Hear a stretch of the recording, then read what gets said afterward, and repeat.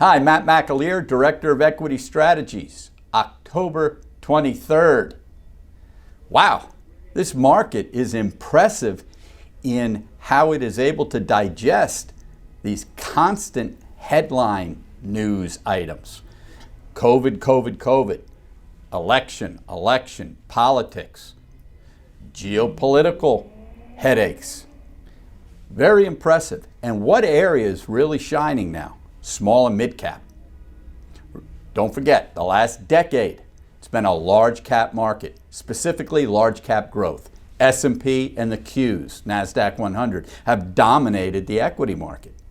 It's nice to see the Russell 2000, which is the 2,000 small and mid cap names in the Russell 3000 index, have such a strong bid. That expansion of breadth is something I look at positively in the market.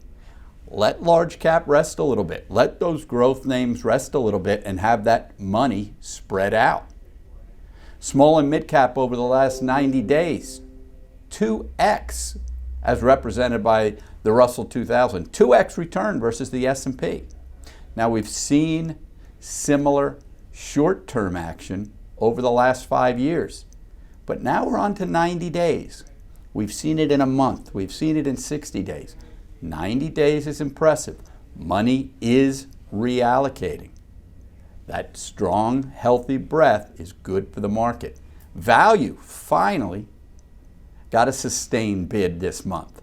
If we look at the banks, a big piece of the value indexes, they're up over the S&P 3x this month. Why? Well, we got a little relief in interest rates. John Mousseau will be on in another video today to discuss rates. 10-year Treasury up through 80 bips.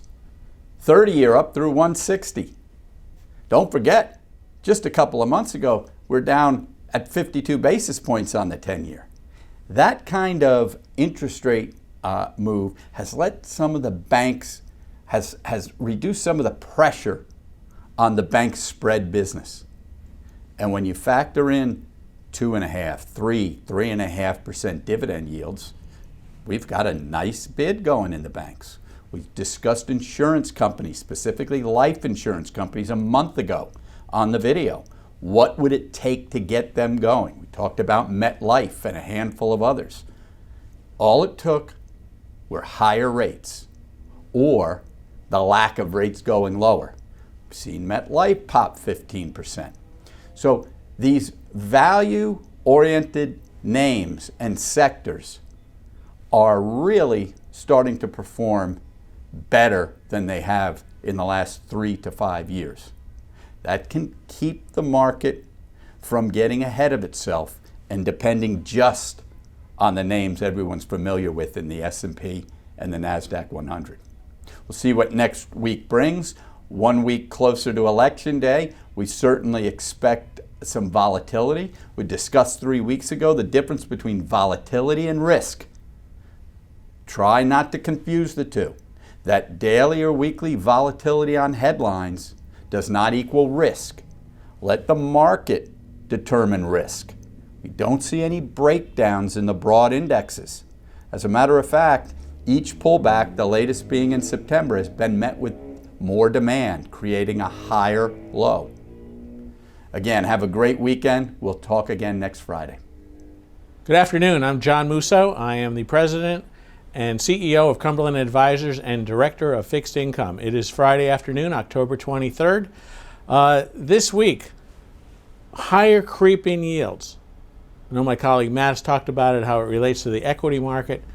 You saw the 10-year bond yield creep up from 75 to 84 basis points. You saw the 30-year bond creep up from basically up to 1 3/4.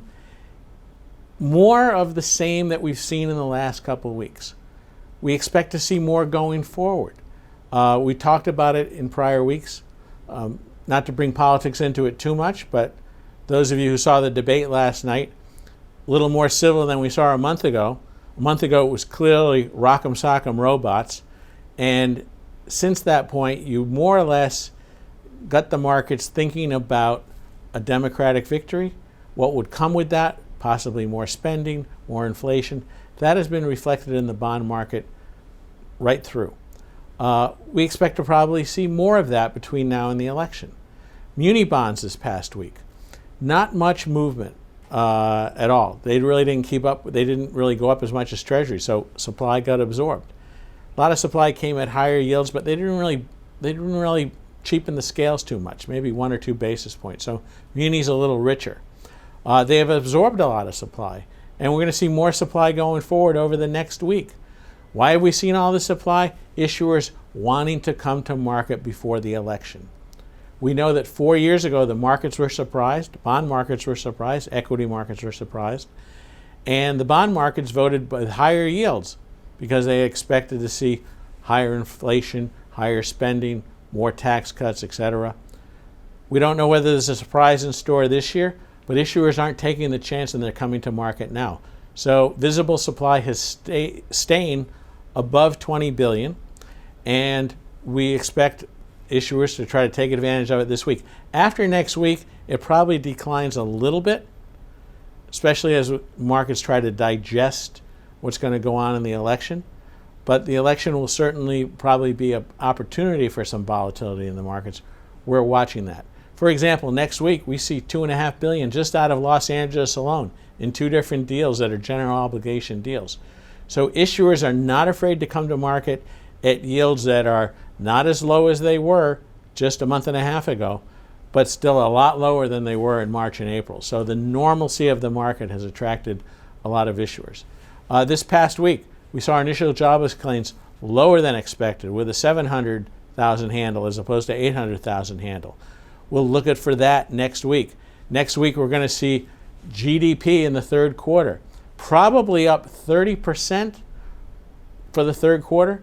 But remember, the second quarter was down 30%. So those of you who remember your math, if you start from 100 and go down 30%, but go up 30%, you're still only at about 90%.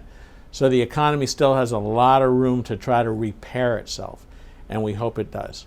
We hope you all have a great weekend, and we'll see you back here next week.